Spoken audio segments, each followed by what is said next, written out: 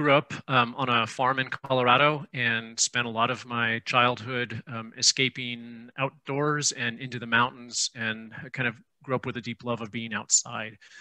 Um, like Chris, as an undergraduate, I was actually a science major, major in biology with some focus on pre-med, but also on environmental issues. I also grew up in a mainline church, the Presbyterian Church, which has the advantage, if you will, of not having kind of the levels of combatancy between science and religion that you might find in some other Christian communions or other faith traditions. The result of that is I never really felt a great deal of tension between faith and science because it was my connections were being affirmed throughout. My conversion to attention to climate change probably reveals the degree to which I am reformed, because reformed folks, theologians, don't think conversion happens at once, right? We think kind of you're just kind of continually in process of being converted by God. I can point to specific instances where attention to climate change had an impact on shaping me personally and some of my habits, or shaping some of the work that I do professionally. One example certainly would be reading and then watching Al Gore's work in the early 90s, and having him really kind of produce evidence about, or show evidence of, the reality of climate change, even before some of the impacts were especially being developed. Over time, as I've just continued to work at the intersections of religion and science and environmental issues, the impacts have continued to grow more severe. So I'm still being converted.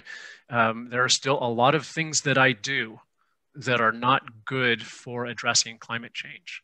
And there's some things I don't do that I need to learn to do better.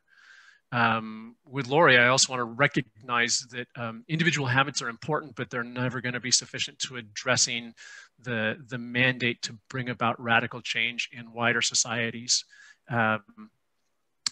Which is probably why I think about climate change as a wicked problem, Lori, partly because it's sin, and for Reformed theologians, sin is the ultimate wicked problem.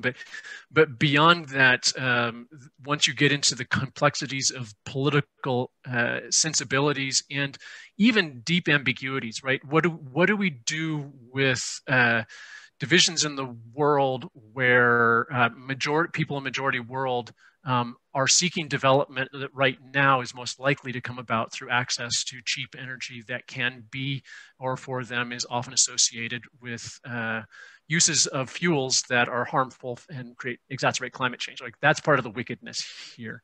We don't want to say, well, let's everybody quit what we're doing and burning fossil fuels and everything else. And by the way, those who didn't have the advantage of the Industrial Revolution, well, you're just hosed by this.